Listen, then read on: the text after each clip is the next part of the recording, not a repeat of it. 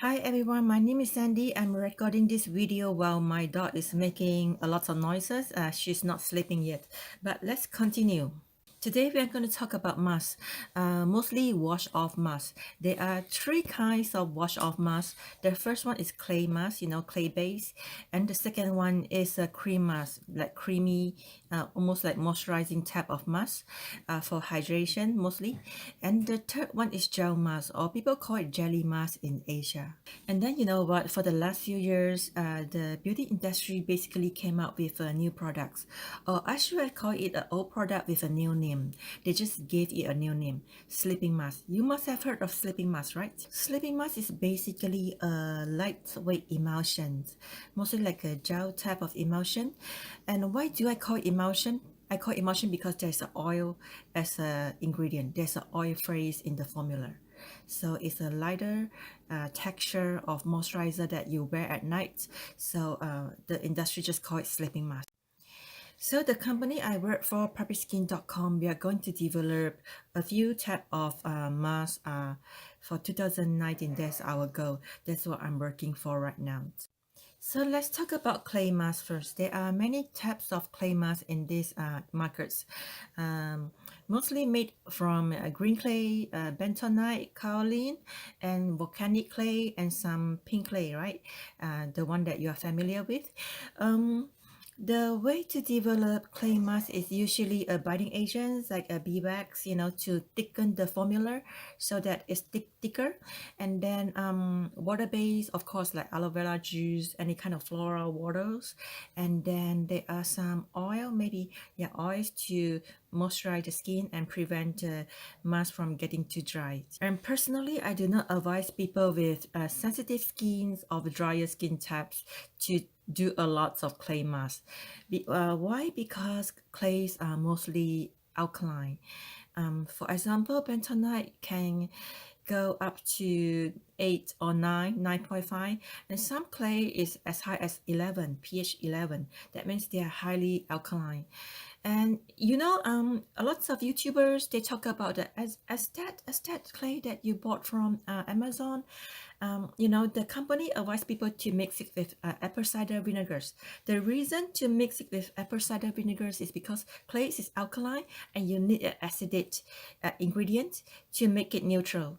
So yeah, I do not advise people to use that product with water. Use it with apple cider vinegars. And the reason that I want to do this video is because of this reason. This is really important.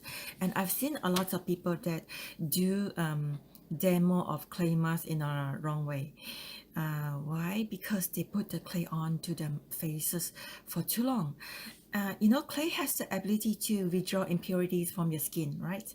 And they can also withdraw moisture from your skin.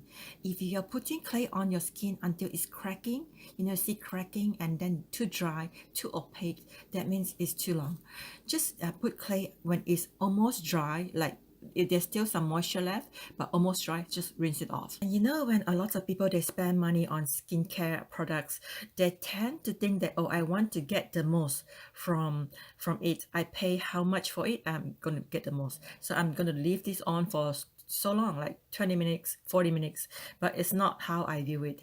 You need to get the benefit out of that product, but not to harm your skin. Okay, let's move on to cream mask. I really like cream mask. Cream mask is creamier and it's suitable for people with drier skin types, So cream mask is mostly high in humectant, maybe a little bit more of the oil phrase in the formula, so that and also it needs to desensitize your skin. I think that is basically the function of a cream mask. And then next we're going to talk about gel mask. Gel mask is usually suitable for all skin types. A good gel mask needs to be high in humectant, so that it's moisturizing, hydrating for your skin, and it doesn't give you the shocking effect. Sometimes when your skin is too sensitive, you put gel mask on it, you just get a little bit of sting, right? Yeah. So a good gel mask, and some people like to put gel mask in the refrigerator. It's up to them. There's no need to, because usually the product already come with the preservatives, but it's up to you. Some people prefer it cold. Almost every companies that I know, they all come up with sleeping masks. I think because you guys, as a consumer, you guys are buying it, so it makes it really popular. And then maybe also before that, there are few lighter texture of moisturizer for people to wear to sleep. Because night cream is traditionally night cream is heavier in texture. Okay, this one is very important. It's very shocking to me. I'm seeing a few companies that are pushing out sleeping masks with clay as ingredients. First of all, clays, most of the clays are high in pH level. Even the most neutral pH clay is kaolin clay. And then they put clay as an ingredient. Second of all, clays have the ability to withdraw moisture out of your skin. You don't want clay to sit on your face for 8 hours of sleep. Yeah, recently I seen a company launching a sleeping mask with clay inside.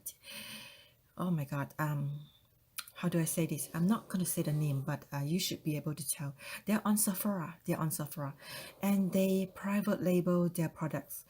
What is private label? Private label, that means they do not have chemists in house. They just went to some factory or some other company with a chemist. They said that, hey, I need product to be able to sell to the US market. Just make me some products, and then they put their logo, put their label on top. That means private label. I think I'm saying too much. I think you can guess the brand. So yeah, they are in Sephora for sure. And so how could you do this? You just went to Korea and said that I need sleeping mask, just make me some sleeping mask, and then I put it in some cute packaging, and then I'm going to sell it to the US market. You know, with a lot of fragrance. Never mind their previous product got fragrances. Some people can tolerate fragrance, right? And then the new sleeping mask got clay inside. That is going to cause a lot of skin sensitivity, and people are going to put that mask on for 8 hours of sleep. So you just get a product from Korea and sell to the US market, and there's no in-house chemist. So, working as a cosmetic chemist for puppyskin.com, my goal in 2019 is to develop a really good sleeping mask, mostly for all skin types, especially acne-prone skin, including hormonal acne and youth acne. So, I'm going to cultivate some good bacteria. I'm not going to discuss much of it. Still working on it right now. So, the market is already oversaturated with overhyped products, right? I do not want to push out a generic formula. Just make some cream, some gel, and put some blue coloring on it, purple coloring on it, some rose scent, and oh hey, this is a new product. Just buy this one. Yeah. I want the products to be really to be working really well on all skin type, and also to be able to reduce acne. I'm going to test the product on myself, since we do not test on animals, right? So I'm the animal that I'll be testing on. All right, we are going to come to the ending. In conclusion, just choose a mask that is working for your skin types, that's suitable for your skin types. And then, or else you're just wasting more money, and then you're not seeing the result you want.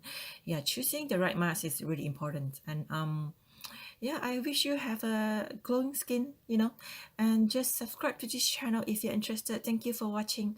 I'll see you next time, okay? Bye.